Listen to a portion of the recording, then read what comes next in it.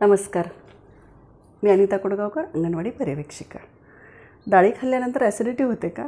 हा व्हिडिओ नक्की तुमच्यासाठी आहे. आता शाकाहारी लोकांना प्रोटीनसाठी एक महत्त्वाचा स्रोत आहे, तो म्हणजे डाळी आणि कडधान्य. पण बऱ्याच जणांना काय होतं की डाळी खाल्ल्यानंतर ॲसिडिटी होते आणि मग ते डाळ खायचं टाळतात आणि मग भाजीवर आणि इतर पदार्थांवरती भाग होतात ते. पण त्यामुळे काय होतं की प्रदीर्घ काळामध्ये तुम्हाला प्रोटीन डेफिशियन्सी राहिली तर त्याचा शरीरावर परिणाम तर होतोच. जसं की ॲनिमिया होतो, थकवा येतो, काम करण्यास कुठल्या प्रकारचा उत्साह वाटत नाही तुम्हाला, किंवा तुमच्यामध्ये एक प्रकारची जी काही स्ट्रेंथ असते ती स्ट्रेंथ राहत नाही. कारण लीफ प्रोटीन पण आहे आपल्याला एक सोर्स, पण तेवढ्या भाज्या आपण खात नाही. आपण एक जुडी आणली तर त्याच्यामध्ये पूर्ण कुटुंब खातो, म्हणजे फार फार ते 10-15 ग्रॅम प्रत्येकाच्या वाट्याला येतं आणि ते सफिशियंट नसतं. तर अशा वेळेला आपल्याला डाळ हा प्रोटीनसाठी एक महत्त्वाचा घटक आहे. आणि डाळ ही पचण्यासाठी आपण काय करावं नेमकं? तर पूर्वीच्या काळी बघा तुम्ही, डाळी ह्या उघड्या शिजवायला जायच्या, म्हणजे एक तर त्या स्टोवर, गॅसवर किंवा चुलीवर. तर त्या शिजवत असताना त्या उघड्या शिजवल्यामुळे, स्पेशली तुरीची डाळ बघा, शिजवताना जर आपण 2 पिढ्या आधी गेलो तर आपली आजी अशी त्या तुरीच्या डाळीवरचा फेस असा वाहून जाऊ देत होती, म्हणजे ते उतू जाऊ देत होती. ते जी काही डाळ आहे ती त्याच्यावरचं पाणी फेस जे आहे ते उतू जाऊ देत होती. आणि त्याच्यानंतर मग त्याच्यामध्ये एक विशिष्ट असा औषधी गुणधर्म येईल असा बिबा ठेचून टाकत होती. आता तो सल्ला मी देणार नाही, कारण तो बऱ्याच जणांना वेगळा वाटेल किंवा हे वाटेल. परंतु आपण डाळ नुसती उघडी जरी शिजवली आणि शिजवत असताना त्याचा फेस काढून घेतला आणि मग ती जर डाळ खाल्ली आपण, तर त्या डाळीमुळे कुठल्याही प्रकारची ॲसिडिटी होत नाही. अगदी मी तुम्हाला खात्रीपूर्वक सांगू शकते. कारण डाळ उगवण्यासाठी जेवढा कालावधी आपण त्याला देतो त्याच्यापेक्षा फार कमी कालावधी आपण त्याला शिजण्यासाठी देतो.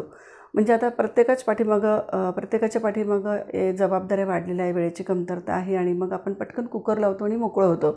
आणि तशातूनच मग ते जी काही त्याच्यातला जो काही फेसाळ घटक आहे तो आपल्या शरीरासाठी अनावश्यक आहे आणि तोच घटक हा ॲसिडिटी निर्माण करत असतो. तर तो घटक जर आपण बाजूला केला आणि मग डाळ छानपैकी गाळ शिजवून जर खाल्ली तर त्या डाळीमुळे तुम्हाला ॲसिडिटी होणार नाही आणि तुमची जी काही प्रोटीनची कमतरता आहे ती पण पूर्ण होईल.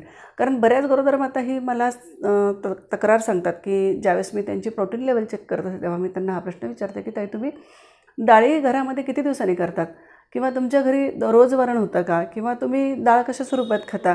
तर ती माता मला उत्तर दे की ताई, आम्हाला डाळीने ॲसिडिटी होती आणि आम्लपित्त होतात आणि जळजळ होती घशामध्ये, त्याच्यामुळे आम्ही डाळ खात नाही.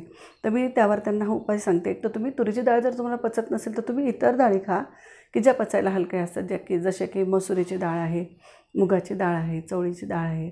आणि त्या डाळीचं देखील तुम्ही फेस काढून तशा पद्धतीने जर तो रोजच्या आहारात त्याचा समावेश केला तर प्रथिनांची कुठलीही प्रकारची कमतरता निर्माण होणार नाही.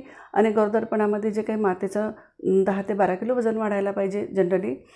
जर बारीक माता असेल तर एवढं वाढायला पाहिजे, परंतु मुळातच माता जर जाड असेल तर तिच्या BMI नुसार तिचं गरोदरपणात वजन वाढायला पाहिजे आणि ते निश्चितच वाढायला मदत होईल. काही वेळेला काय होतं की वजन तर वाढतं परंतु बाळाची डेव्हलपमेंट होत नाही किंवा बाळ वाढत नाही. तसं हे महत्त्वाचं कारण आहे की आईच्या आहारामध्ये डाळी ह्या खूप कमी प्रमाणात असतात. तर माझ्या सर्व गरोदर मातांना आणि इतरही लोकांना ह्या सल्ला राहील की डाळ जर तुम्हाला पचत नसेल तर ती अशा पद्धतीने शिजवा आणि खा. तुम्हाला नक्की डाळ पचेल आणि कुठल्याही प्रकारची ॲसिडिटी होणार नाही आणि प्रोटीन तुम्हाला डेली बेसिसवरती मिळतील आणि तुमचं आरोग्य उत्तम राहायला मदत होईल. तर या छोट्याशा टिप्ससाठी आपण इथंच थांबूया. आणि व्हिडिओ आवडला असेल तर नक्की लाईक करा, शेअर करा आणि पुन्हा छोट्या छान आहार आणि आरोग्य संगोपन ह्या विविध विषयांवरती आपण भेटूया. तर या व्हिडिओसाठी मी तुमची रजा घेते. नमस्कार.